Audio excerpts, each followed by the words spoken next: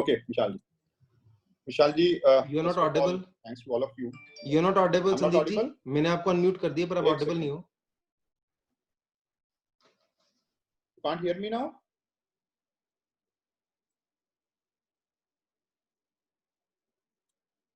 Vishal ji, you can't hear me?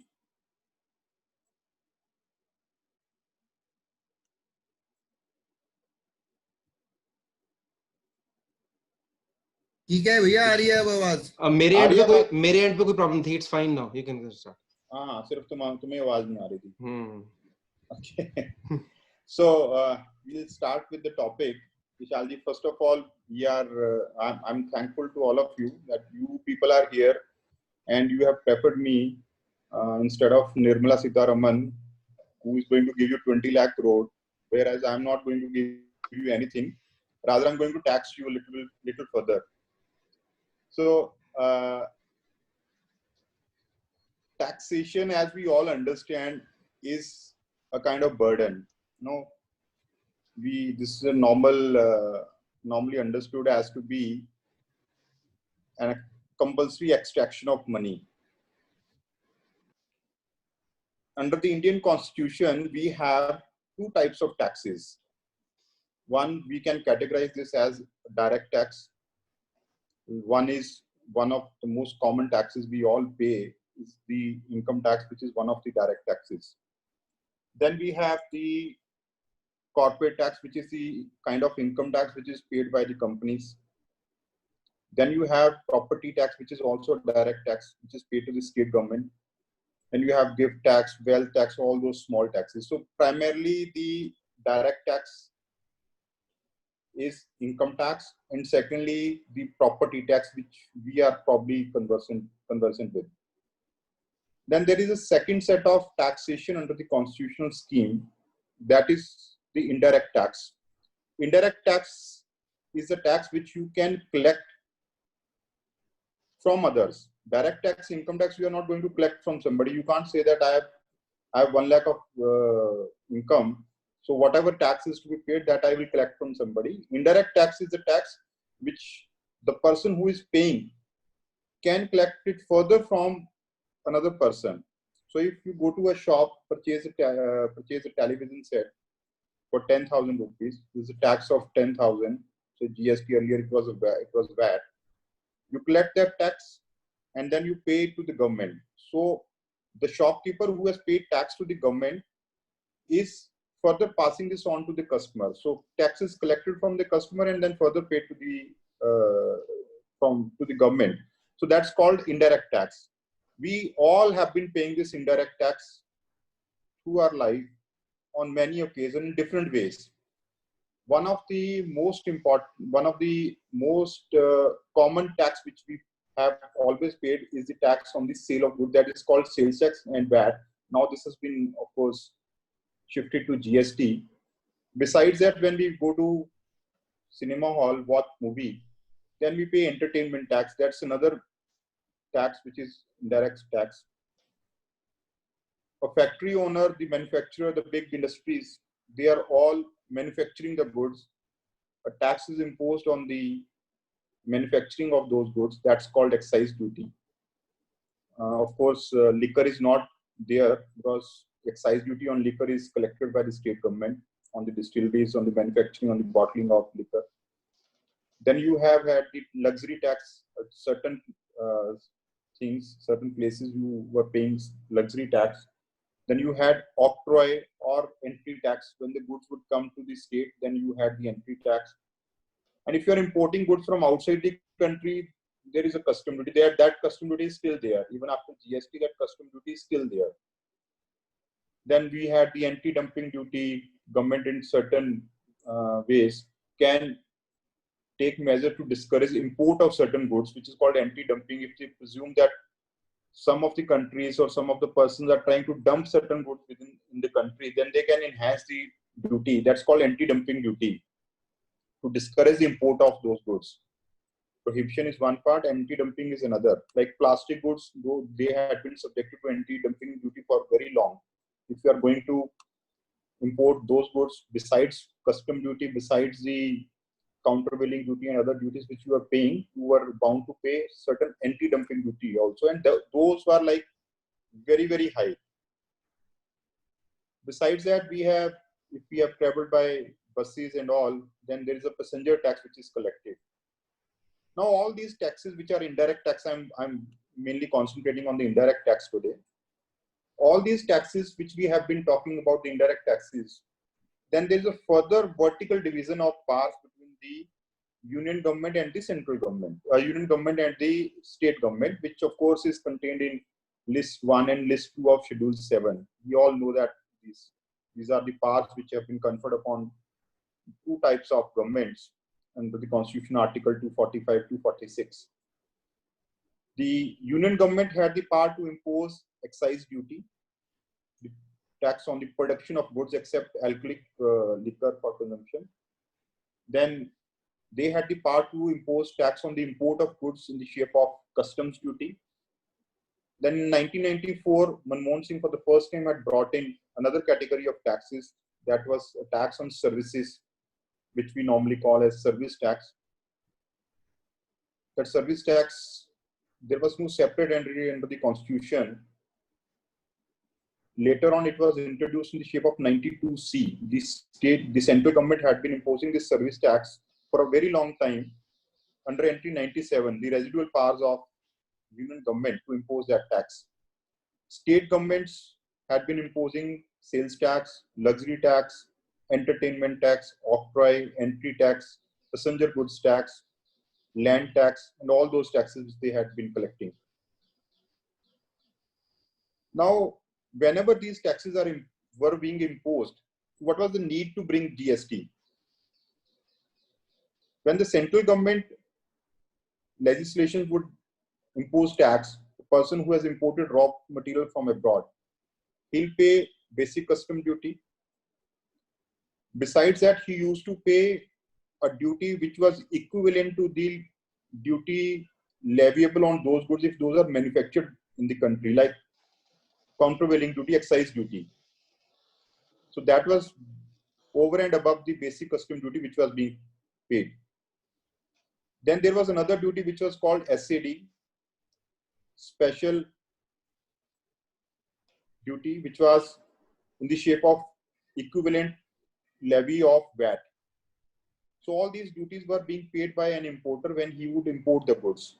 One portion was BCD, the other was countervailing duties, normally called.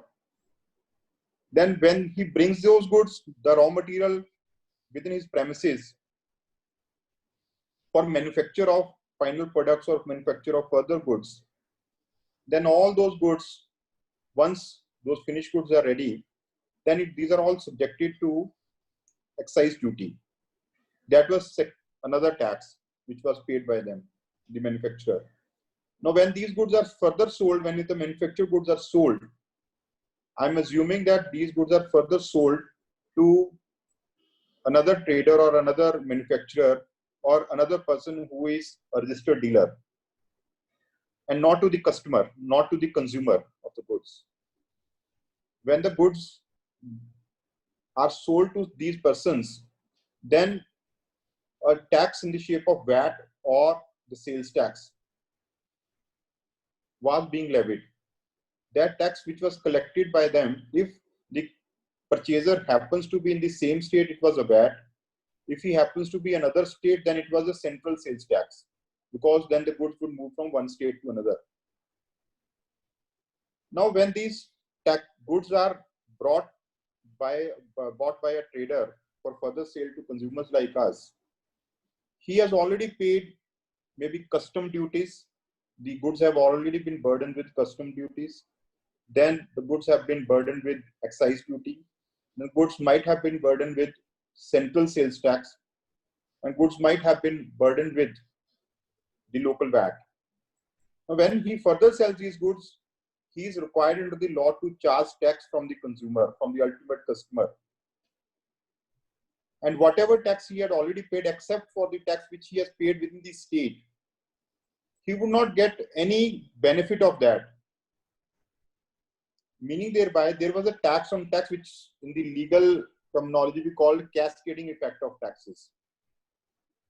So once the goods are sold multiple times, it leads to the cascading effect, leading to overflowing of taxes in that those very goods, although the goods remain same, although the transactions are more or less same. So to overcome all these problems, a concept had been floating for the last 15 years. In 2005, the Kelkar committee had first time recommended that GST should be brought, and that was a GST which was supposed to be on all India basis. Say goods and services tax. Let us merge all these taxes. Let us merge entertainment. Let us merge services. Let us merge the goods. Let us merge all sorts of transactions which involve the supply of goods and services both. Instead of having multiple levies, तो पहले क्या करते थे लोग? They were to file excise returns. They were to file declarations for the customs. They were to obtain registration under the VAT. They were to pay taxes. They were to file returns. They were to get registered under the entry tax. And all those service tax, they were to file separate returns. There were multiple compliances which were there. And of course, when there are multiple compliances, you are going to face multiple people. They are going to face multiple establishments, multiple officers. And you are bound to commit errors. That would, of course, lead to a lot of chaos and anarchy at the ground level. When GST was conceived of, it was thought of that all the taxes would be merged into one. The benefits would be that instead of having multiple taxes, you will have one tax. Person has to comply with only one act. He has to file only one return or has to file lesser returns. And the most important of all this was that the person would be getting seamless credit across the country. As I've already said, that earlier the excise duty or the custom duty, or for that matter service tax, whatever had been already included in the portion of goods which have come to a trader, he would not get set off of any of those taxes. But now under the GST, it was thought of that he would get all the benefits, all the credits of the tax which he has already paid. And if he will collect it from the customer, he will reduce his burden for the taxes he has already paid. I'll take an example. Let us understand this. Suppose a manufacturer, let us say Hindustan Lever Limited, manufactures a soap worth rupees 100, which is manufactured in their Bombay plant. Now on that 100 rupees, the excise duty was leviable at the rate of 10%. That was the rate of tax. So the burden would be 110. The total sale price would be rupees 110. Thereafter, in addition to the excise duty, the carriage of the goods from Maharashtra to Punjab, say they incur 50 rupees cost more, on which there was a service tax of say 12%, there will be another tax of 6 rupees. Now, when the goods arrive in Punjab, the total value of the goods is 100 rupees plus the value of carriage is 50. It is 150. This is the value addition made. And the taxes which have been already built into the or over and above this price were 10 rupees, which was the excise duty, and rupees 6, which was the service tax. So there are 16 rupees. एक second यार, सुन लो hello तो जो goods यहाँ पर पहुंचती हैं जब, उसमें ऑलरेडी 6 रुपीज और 10 रुपीज 16 रुपीज टैक्स हो गए हैं, और 150 is the value of goods which should have been there without taxes. Now I want to sell those goods with a margin of rupees 50 at rupees 200.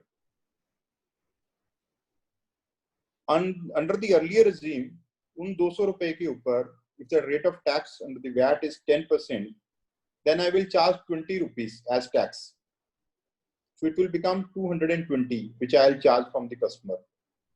And those 150 plus rupees 16 was a cost to me, I would have incurred 166 rupees. So instead of earning rupees 50, I would be earning 34 rupees out of this. And 20 rupees I will again pay to the government, because I am not going to get any credit of central excise duty or the service tax which I have already paid. Now, when we talk about GST, when the manufacturer will sell those goods for 100 rupees, and those goods travel from Maharashtra to Punjab, there will be one GST, which will be charged at the rate of 18%. So when he sells it for 100 rupees, he charges 18 rupees as another tax, GST from me. My cost is 100, my credit is rupees 18, the tax which I have already paid. 50 rupees is the transportation charges, on which again the GST is charged at the rate of say 18%. So the cost of goods with me is 150, plus I have a credit of 18 plus now 18% 50, 9 rupees more. So I have a credit of 27 rupees with me. So if I want to sell it for 200 rupees, I'll again pay 18% as a tax, the goods which I have to sell. 36 would be, I would be liable to pay tax to the government, but out of that, 27 rupees I've already paid. So 27 I'll take credit, which was earlier part of my cost. Therefore, what I will be paying to the government over and above what I have already paid through my predecessors is rupees 9. Meaning thereby what I have paid, my value addition is rupees 50, 18% is the tax. So I paid 9 rupees, which the government should take. Now 9 rupees have gone to Punjab, the Punjab government. But under the GST regime, whatever taxes I have already paid to Maharashtra by my seller, those would also travel to Punjab, because GST is a destination or a consumption based tax. Earlier, the tax would be retained by Maharashtra in that very state. Of course, the excise duty would go to the state of Maharashtra, but central sale tax would be collected by state of Maharashtra over there. But now all these taxes are coming to state of Punjab, and it will be taken by state of Punjab. Half of it will be with the central government and half of it would be the Punjab government. So this is the basic difference or basic structural change in the GST and the erstwhile pre-GST regime. I'll come to the question, Vikasji. Rupees 9. Rupees 9 is the tax which I am going to pay on my value addition. Say my cost of goods was 150. I want to sell it for rupees 200. 50 rupees is my margin. I am going to pay 18% tax on that, which is my margin. Whatever tax I already paid, that is not to be paid by me. I'll take credit of that. So meaning thereby there will be an outflow of cash by me of rupees 9. That's my margin. Now going further, what is basically there in the GST? GST is a tax on the goods and services. It is on the supply of goods and services. Now, what is this supply? Earlier, we had the concept of sale of goods. We had the concept of manufacturing of goods. We had the concept of entry of goods. Those were all the taxable events. Now, what is this supply of goods? 50 साल हो गए थे constitution हमारा बने हुए, cell के ऊपर tax लग रहा था एंट्री 54 में. 50 साल तक ये डिसाइड नहीं हो पाया था हमारी कोर्ट्स में कि सेल क्या है, ये डिसाइड नहीं हो पाया था सर्विस क्या है, किसके ऊपर टैक्स लगना है. Now we have come out with the concept of supply. और ये सप्लाई क्या है, ये what to talk of the taxation lawyers, even the persons who have actually made this law are not very sure what is the meaning of supply. And if you read the definition of supply under section 7 under the GST Act, it not clarifies anything, it further confuses. It says supply includes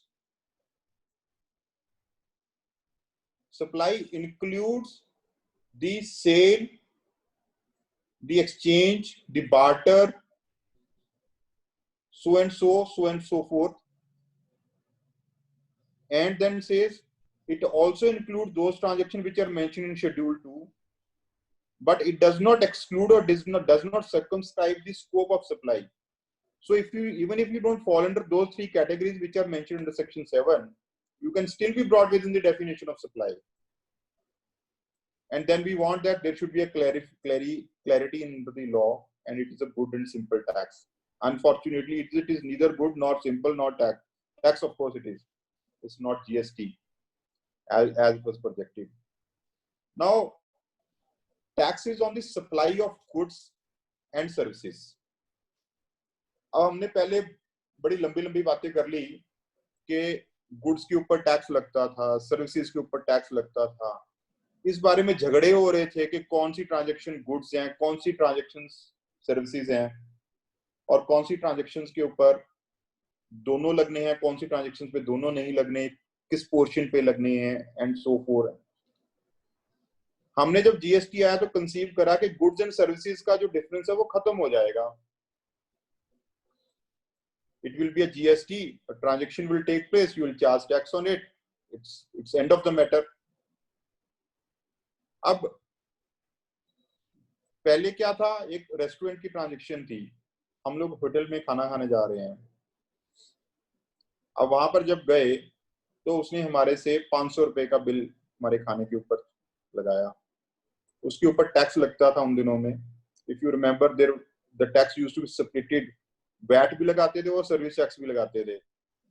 और service tax कुछ कम amount पे लगता था, VAT कुछ ज्यादा amount पे लगता था, वैट फुल अमाउंट पे लगता था. And there was a dispute going on in the courts that both the taxes cannot coexist on the same transaction. अब वो हुआ क्या कि जब हम 5 स्टार में जाते हैं, सर्विस पार्ट ऑफ कोर्स ज्यादा हो जाता है, गुड्स का पार्ट कम हो जाता है, but taxes of course were being imposed in similar fashion. तो होता क्या था कि टैक्सेस जो इम्पोज हो रहे थे वो 100 की बजाय 140-150% वैल्यू के ऊपर हो रहे थे टोटल के ऊपर. And litigation was going on. Some courts held in favor of SSCs, some courts held in against the SSCs, and the matters again were before the courts. Now सोचा कि GST आ गया जी, अब तो ये सब प्रॉब्लम सॉल्व हो जाएंगी हमारी, अब कोई दिक्कत नहीं आएगी. अब GST आया तो पहली चीज तो हमें ये डिसाइड करनी पड़ती है कि गुड्स की डेफिनेशन अलग है, सर्विसेज की अलग है. पहले आप ये डिसाइड करो कि ये गुड्स हैं कि सर्विसेज हैं. गुड्स है तो उसका रेट ऑफ टैक्स फलाने नोटिफिकेशन के अंदर है, अगर सर्विसेज है तो उसका रेट ऑफ टैक्स फलाने नोटिफिकेशन के अंदर है. और फिर अगर आपकी कॉम्पोजिट ट्रांजैक्शन है, कॉम्पोजिट माने जैसे वर्क्स कॉन्ट्रैक्ट होता है जिसमें आपकी goods and services both involve हैं. I give you an example के हमारे सिस्टम में कैसे चल रहा है ये जीएसटी में. अब किसी बंदे ने सोलर पावर का एक प्रोजेक्ट लगाने का ठेका ले लिया, सोलर पावर प्रोजेक्ट. अब सोलर पावर प्रोजेक्ट्स के ऊपर जो सोलर पावर की मशीनरी है उसके ऊपर रेट ऑफ टैक्स है 5%. वर्क्स कॉन्ट्रैक्ट जो है that is considered as service और उसके ऊपर रेट ऑफ टैक्स है 18%. एक इन्होंने कॉम्पोजिट ट्रांजैक्शन की डेफिनेशंस दे रखी हैं और उसमें कह रहा है कि प्रिंसिपल सप्लाई जो है ना, रेट ऑफ टैक्स उसके मुताबिक लगेगा. अब जो सोलर पावर प्रोजेक्ट लगा रहा है उसमें प्रिंसिपल सप्लाई क्या है, that again you have to decide. उसके मुताबिक उसका रेट ऑफ टैक्स डिसाइड होगा कि 5% लगेगा कि 18% लगेगा. किसी व्यक्ति को, किसी को प्रॉब्लम हुई, वो उसने जाके एडवांस अथॉरिटी ऑफ रूलिंग एक बनी हुई है, determination of questions in advance, तो उनके पास चले गए, उनको रिक्वेस्ट करी कि जी आप इसको काइंडली डिटर्मिन करिए कि ये किस कैटेगरी में फॉल करेंगे. अब they being the revenue minded authorities उन्होंने कह दी कि नहीं ये तो वर्क्स कॉन्ट्रैक्ट है, इसके ऊपर तो 18% टैक्स लगेगा. वो कहते हैं पर हमारी तो प्राइमरी कंसीडरेशन तो सोलर पावर प्रोजेक्ट्स की है और that constitute 80% of the total value. नहीं नहीं नहीं नहीं नहीं नहीं नहीं, उनकी जो प्रिंसिपल सप्लाई है वो है erection of that contract, that's EPC contract, therefore tax will be imposed at the rate of 18%. उसके बाद government had to come out because there was lot of hue and cry on that. government had to come out with a clarification, and there was a separate category. There was a separate category of contracts on which the tax was imposed at the lower rate. अब वो कैसे करा कैसे नहीं करा, that I'm not going into, because even that appears to be illegal, because everything has to be determined in terms of the provisions of the act. It cannot be done by way of the notifications as they had done. अब goods and service tax जैसे मैं आपको बता रहा हूं, supply के ऊपर उन्होंने लगा दिया, तो उसमें ये वाले इश्यूज हमारे सारे शुरू हो गए हैं. टैक्स जो लगना है वो लगना है वैल्यू जो आप जिसके ऊपर आप सप्लाई कर रहे हैं गुड्स को. एक और जो मेजर कॉन्सेप्ट और जो मेजर इशू जो जीएसटी के अंदर है वो है इनपुट टैक्स क्रेडिट का. हम लोगों ने थोड़ी इसके ऊपर डिस्कशन अभी करी भी है. I'll elaborate it a bit further.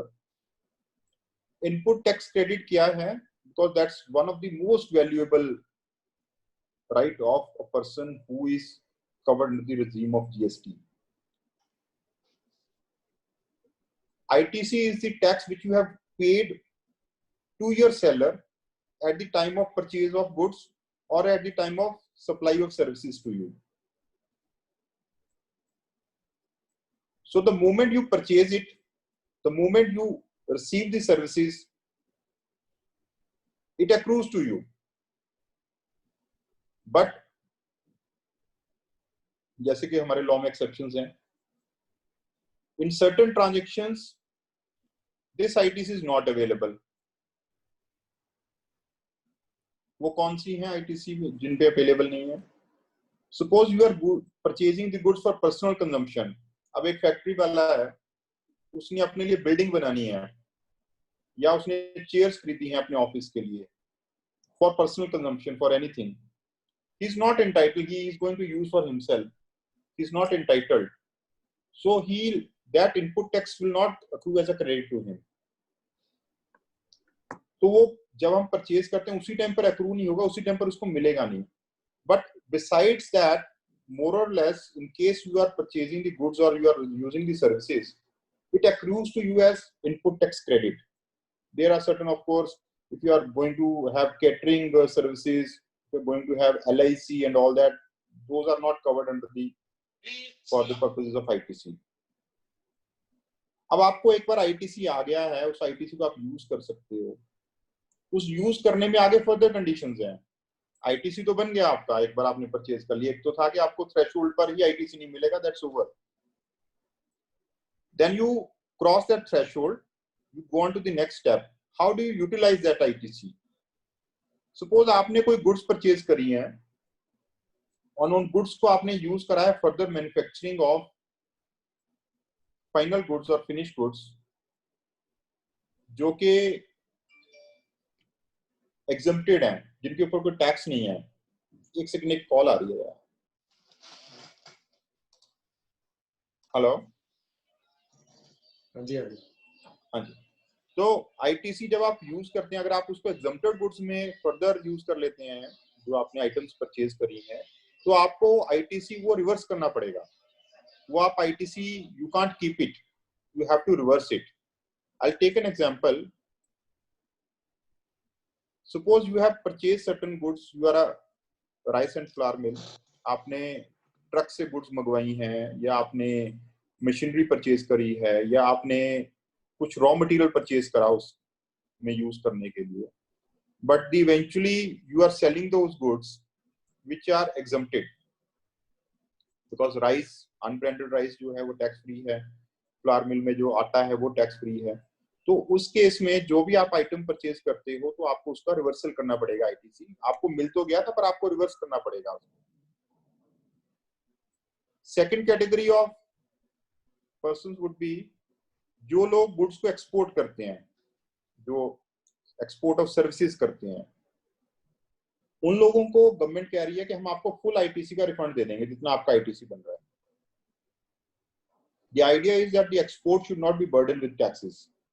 जो एक्सपोर्ट का आप करते हो उसका आपको आईटीसी का रिफंड होता है, उसमें आपको अप्लाई करना पड़ता है, एक प्रोसीजर ले डाउन है, उसके मुताबिक आपको आईटीसी पूरे का पूरा रिफंड हो सकता है. Then there would be third category, जब आप goods use करते हैं half exempted के लिए, half आप taxable goods के लिए, उस केस में पर of course proportionately ITC का reversal होगा. Then there is another category when your raw material is taxed at a higher rate and the final goods or the finished goods are taxable at a lower rate. I'll cite an example for that. जैसे कि कोई बंदा यान खरीदता है, यान के ऊपर rate of tax 12% है, उसको वो he manufactures fabric out of it. Fabric is taxable at the rate of 5%. Now this 7% difference is not able to adjust in his value addition.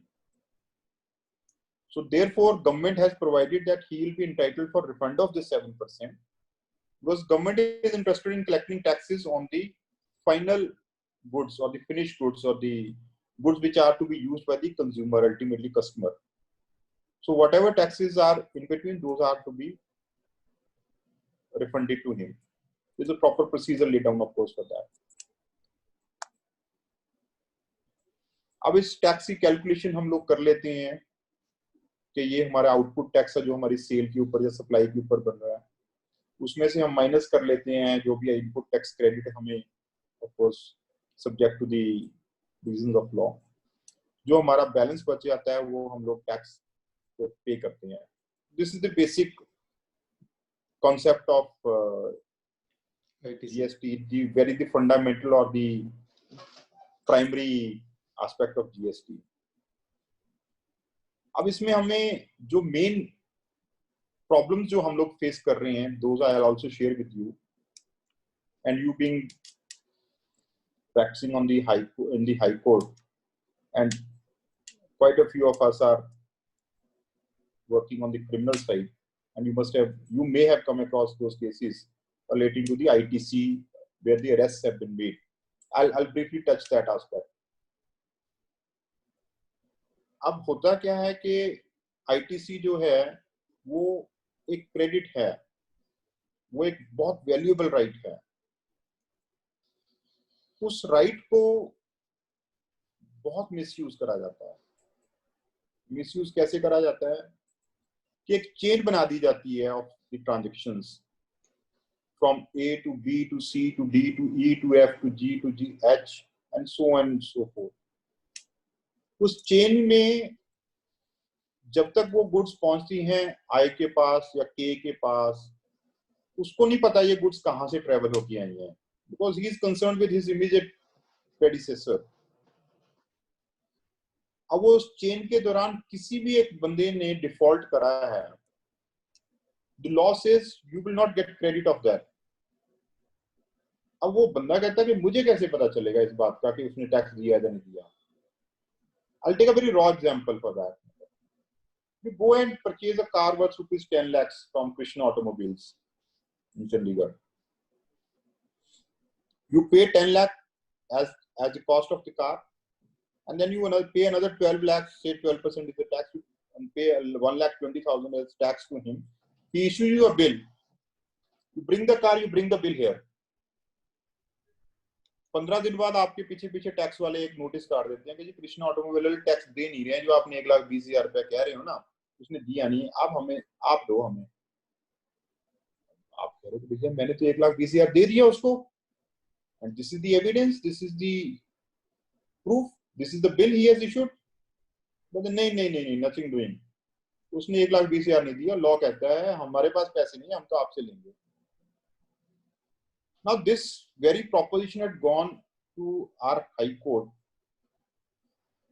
and our High Court was the first one in the whole country to give a positive judgment on this. That judgment you can note down in the case of Gherulal Balchand. I don't remember the citation. Gherulal Balchand versus State of Haryana.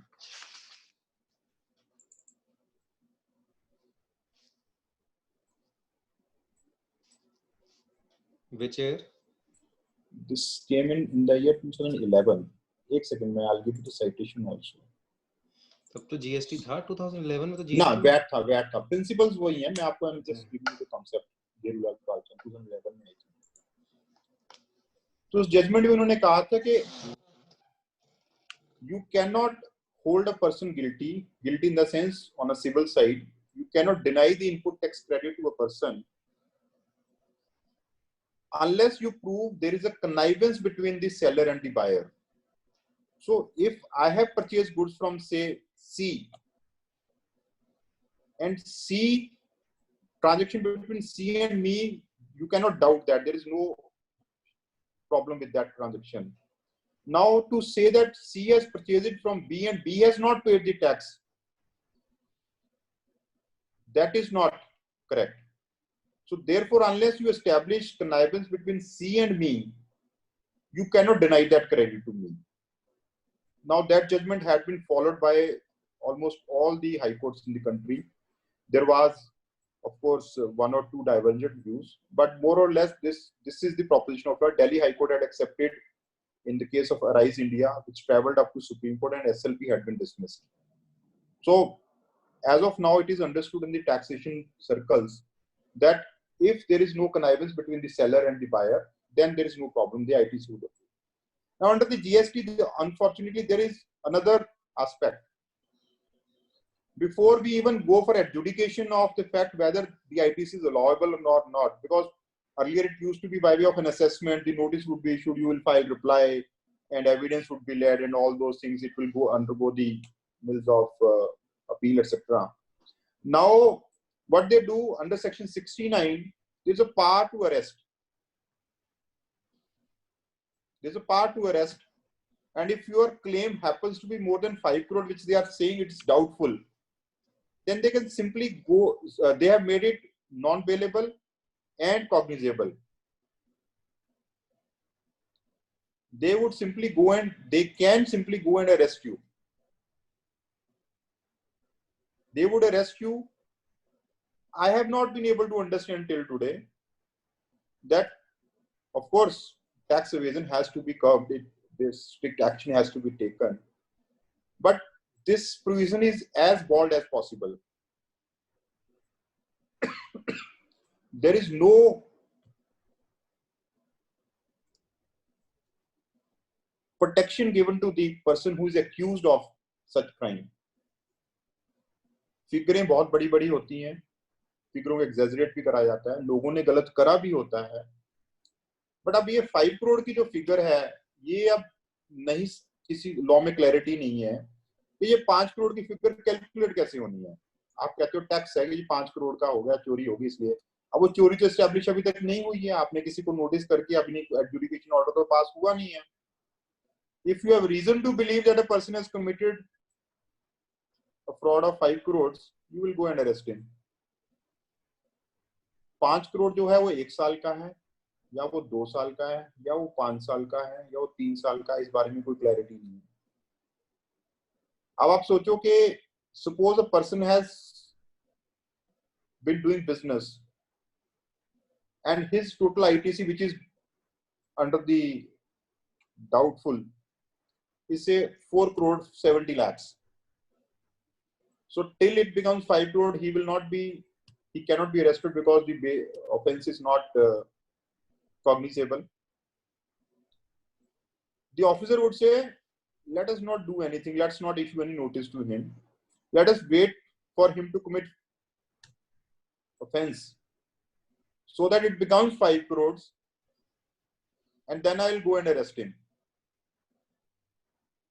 So this is a kind of aspect which needs to be considered by the courts, and we are all going to the High Court on the criminal side. People have been arrested, but I have not been able to find out as to what protection they have been given, as we have under the CRPC. There is a lot of protection to the accused. Now, what they do under 132, a complaint has to be filed. Complaint has to be filed. Then, of course, before complaint, you are arresting somebody. The court has not even taken cognizance of the fact whether you have committed the crime or not. Charges have not been framed. You have not even been summoned. Summoned, of course, if you are arrested, you will be brought before the court. But legally, you have not been summoned. If it's a complaint case, the magistrate has to record the evidence, and thereafter, preliminary evidence, thereafter, The summoning has to be there. Nothing of that sort has taken place. The person is behind bars. And the aspect whether he has actually committed the fraud or not, that is yet to be done. Most of the cases चालान भी पेश नहीं होता है, जो actual beneficiary है उसको arrest नहीं करा जाता, और जो पीछे वाला बंदा है उसको पकड़ लेते हैं. So all those loopholes are there. I'm just giving a brief idea about all these aspects. Now this judgment which we have talked about, Dhirulal Balchand, and thereafter by Delhi High Court and others, it more or less takes into ambit the aspect of evidence. I've seen the lawyers on the taxation side who are dealing with the tax assessments and all. Whenever these issues arise, they unfortunately are not aware of the procedure by virtue of which the evidence can be brought on record. Because ultimately it is the evidence which will be considered by the higher courts. So if there is an allegation upon a person that you have committed some kind of fraud, the first and the foremost thing would be, you would be saying, all right, you have recorded the statement of person B or C who is said that I have not supplied the goods to you. You will say, all right, you bring him in the witness box. Let me cross-examine him. I have paid certain money to him. He has issued a bill to me. Let me show it to him. Let him deny all those things. But unfortunately, वो सब चीजें होती नहीं है. और हमारे भी कुछ cases में after this Dhirulal Balchand, there had been the issues where people have actually asked for the cross-examination. Officers have not allowed it. And when you go in appeal, the appeal has succeeded only on the ground that you have not allowed the cross-examination, so you can't rely upon the evidence of the person whose statement you have recorded. Because neither the tax authorities know about it, nor the advocates who are handling this know about it. But if you take that recourse, ultimately आपको benefit कहीं ना कहीं पर हो जाता है. So why I was interlinking this, कि एक तरफ तो आपने उस बंदे को अरेस्ट करके जेल में डाल रखा है, उसके ऊपर 132 का चलान भी पेश कर दिया या कंप्लेंट भी फाइल कर दिया है, और if you go toward the civil side, you are not even able to fix the liability upon him by proper procedure of law. Because you have the powers of arrest, you are just using that, and because arrest तक के we all know कि ये सारा कुछ जो issue पंगे होते हैं सारे arrest तक ही हैं. जैसे बंदे का चलान पेश नहीं हुआ, बाहर आ गया या बेल हो गई, उसके बाद कोई nobody is interested. ये ऐसा कुछ एस्पेक्ट किसी टाइम पर कस्टम्स में भी एक बार आया था कि कस्टम्स में उन्होंने बहुत सारी प्रोसिक्यूशन लॉन्च करी थी, बट इवेंचुअली ऑफिसर्स को लगा यार ये हम लोगों ने क्या पंगा ले लिया नया. कंप्लेंट फाइल करते हैं, प्रोसिक्यूशन होती है, एविडेंस होता है, हम अपने घर बैठे दुकानदारी चल रही है हमारी, हमें वहां जाने की जरूरत क्या है? क्या मिला हमें? बंदे को अरेस्ट करके क्या मिला? Why should be launch the prosecution at all? और होगा क्या अगर बंदे को सजा हो भी जाती है? he'll of course he'll go behind bars, he'll go in appeal, suspension of sentence हो जाता है, and the case will take a lot of time. It will go on and on. So this is one aspect which probably as High Court lawyers we should be knowing, because a lot of cases would be coming to you on this aspect.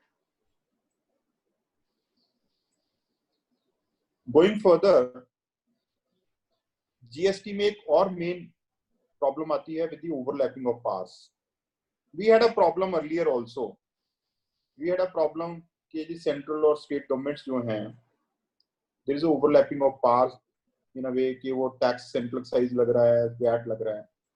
अब क्या हो रहा है? एक ही transaction के ऊपर tax लग रहा है और दोनों ऑफिसर्स उसको चेक कर रहे हैं. हमारे यहाँ पर जो जीएसटी एक्ट इंप्लीमेंट करा गया है, that has been implemented in a very very hasty and raw manner. पूरी रिटर्न्स भी फाइल नहीं हो रही हैं, और पूरी रिटर्न्स जो एक्ट में लिखी हैं वो आज तक उन्होंने 2017-18 की भी नहीं फाइल हुई हैं, और उन्होंने कह दिया कि we are abandoning those. And those were the fundamental, those were the basic pillars of GST.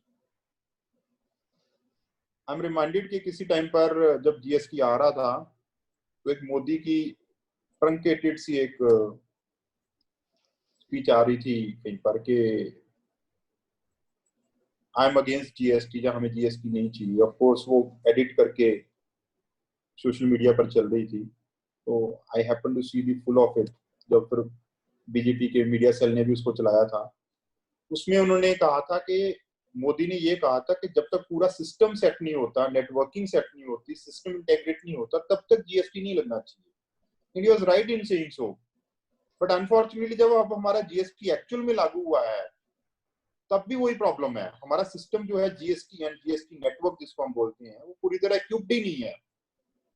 System had been a huge letdown for the GST person, for all the stakeholders, whether it is for the dealers, whether it is for the consumers, or whether it is for the administrators of law, whether it is for the legislative. Everywhere there has been a huge letdown, the GST, and that is a major problem. अब हो गया रहा है कि दोनों तरह के officer जो हैं वो एक ही ट्रांजैक्शन को चेक कर रहे हैं, उसमें स्टेट वाले भी हैं, सेंट्रल वाले भी हैं। A person is issued the notice by the central government, the IRS officer, the commissioners, as well as by the state government officers. किसी को कोई क्लैरिटी नहीं आ रही है लॉ की, तो जब आप नोटिस जाते हैं आप कहते हो उसने भी शुरू कर रखा है, अच्छा उसने भी शुरू कर रखा है, चलो मैं उससे बात करता हूँ। फिर वो आपस में डिसाइड कर लेते हैं कि नहीं ऐसे करते हैं, तू कर ले या तू कर ले। फिर वो प्रॉब्लम आती है, फिर दुकानदारी दोनों की है, तो वहां पर क्लैश ऑफ इंटरेस्ट आ जाता है, पिसता है एसएससी। अब एक उसको ईमेल डाल देते हैं, एक बंदे को 15 जगह से ईमेल आई।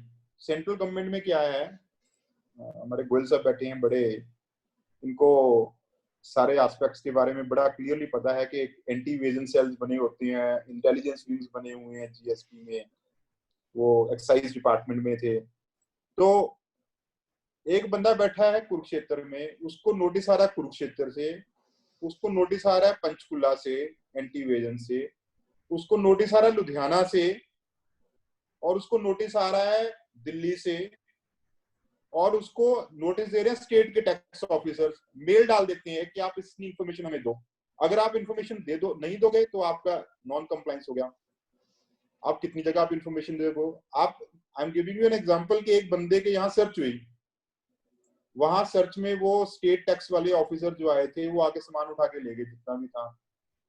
5 दिन के बाद वहां पर सेंट्रल टैक्स वाले ऑफिसर्स आ गए किसी कंप्लेंट के ऊपर, उन्होंने आके कहा कि भैया आपका सामान गया, वो कहते वो तो स्टेट वाले ले गए।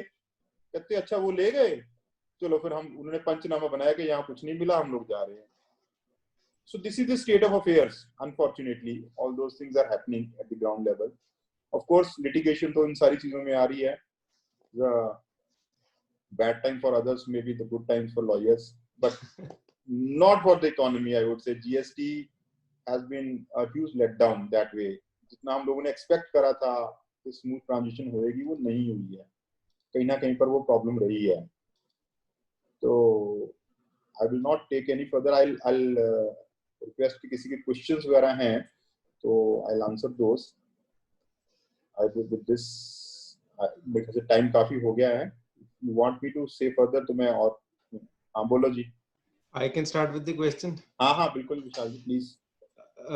You had done that one bail matter, if you remember, we had discussed it also. हाँ. So did the court, I will not name, I remember the judge also, but I will not say that. Did he take into consideration the aspect that it is such an initial stage where the liability is yet to be assessed? There is no assessment and nothing. And was that actually helpful in getting the bail or not? Vishal ji, I'll tell you, I'll share it with you. I have appeared before that judge for 5 times and he has not been able to understand the case. So it will still remains pending? It is still pending. And that person is in custody? No, the person has been released on account of this COVID-19. Well, that was COVID-19 got him released. COVID-19 got him released, but he's still scared. He has to surrender. Eventually, he has to surrender unless the bail is allowed. अच्छा वो तो interim bail मिली है. Interim bail मिली है ना उसको तो. So मतलब it is. Judge says I have not been able to understand.